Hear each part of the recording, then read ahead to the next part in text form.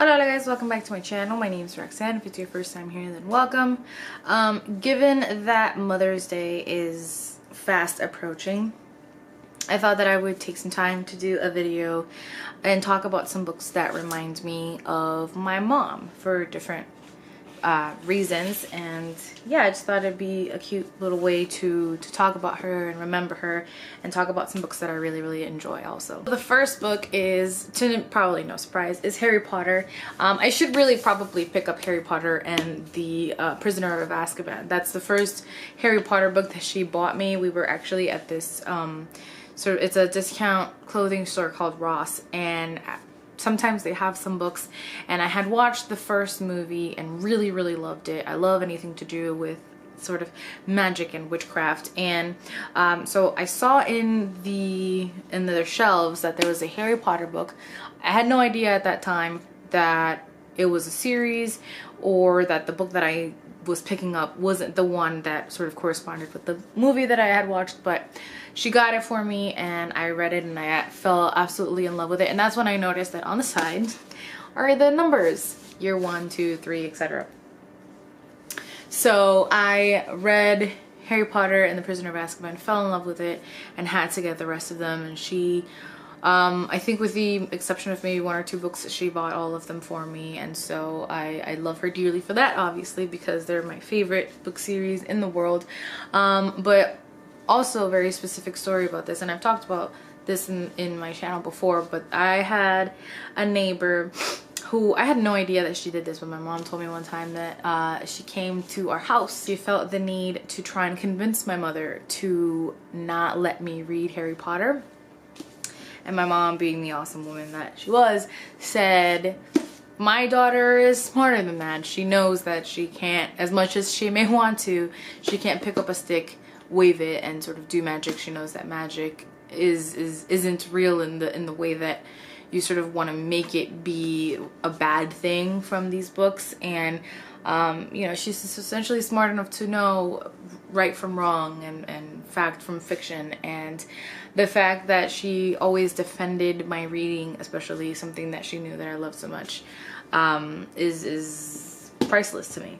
Another book that another one that I'm gonna get out of the way because it's another sort of obvious one. Another one is Pride and Prejudice. I didn't pick this up because of her, and I didn't read it because of her, but she knew how much I loved it, and she always sort of supported my collections. This book in particular she bought for me. I think I had a few books in my hands, and she knew that I collected Pride and Prejudice, and so she decided to get this one for me. And so every time I look at it, it reminds me of her. The first book, really I think maybe the only book that we ever read together, was 11 Minutes by Paulo Coelho. He is a Brazilian author, mostly known for The Alchemist.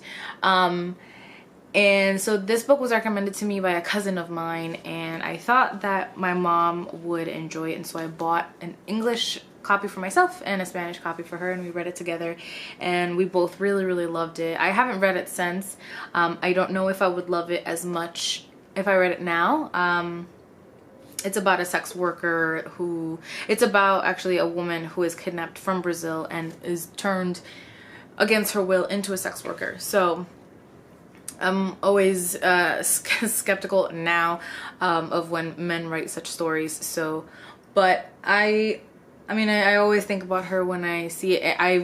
From this point on, for her birthday or for Mother's Day or for Christmas, I always got her a Paulo Coelho novel, and she always really enjoyed them. So every time I think of this book in particular, but also just this author, it reminds me of my mom.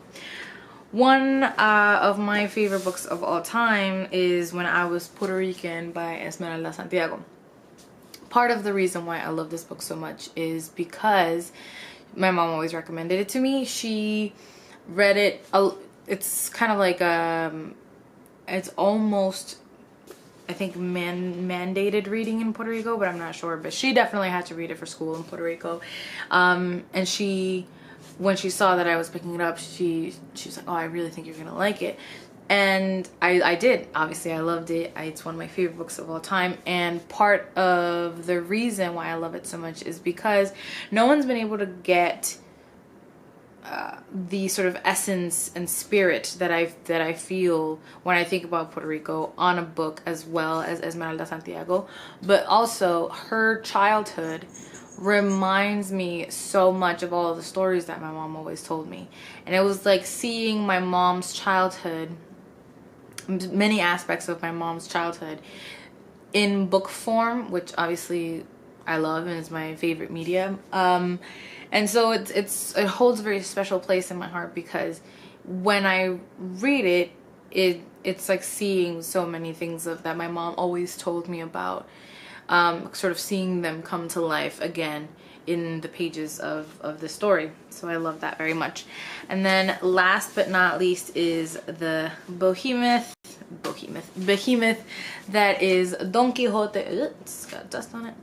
Don Quixote de la Mancha by Miguel de Cervantes. This is known as, I think, like the first modern novel or something along those lines. She also had to read this book when she was in school, and she always recommended it to me because she said that I would be able to relate to Don Quixote. And if you know anything about Don Quixote, he is this a man who reads these very elaborate stories of knighthood and heroes, and to him, he loves them so much that they become real. They become real things that have really happened in his head, and he sort of wants to set out on adventure and be a knight and create his own adventure story. And she thought that I would relate to that because of how much I love reading and I love books. And she was right. I have read most of it. I will admit that I haven't read every single page of it. I have read most of it and really enjoyed it. It's very heartwarming and it's very comical in many ways. Like every time that a woman character is introduced, she's like this most beautiful woman that they have ever seen, and they will never see another woman as beautiful as her. But then 2 chapters later, another female character is introduced, and then all of a sudden she is the most beautiful woman that they've ever seen. And oh my goodness, how can such a lovely creature ever exist?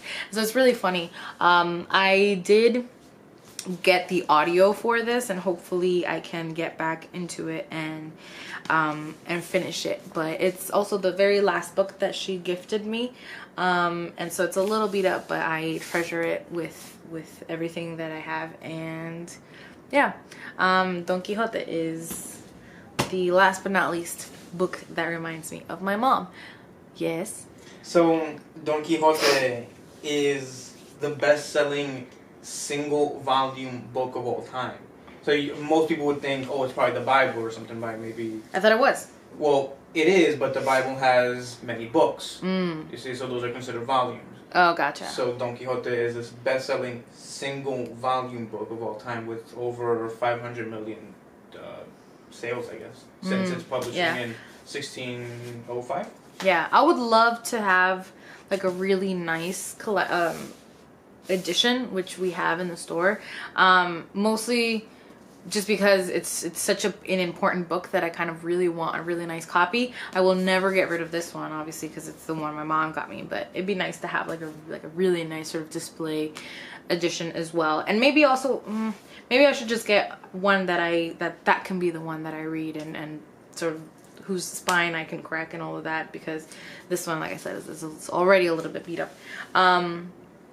But yes, happy Mother's Day to any of you who are mothers, or to all of your mothers. I hope you guys all have a great day. And yeah, as always, thank you for watching and for listening. I love you guys very much.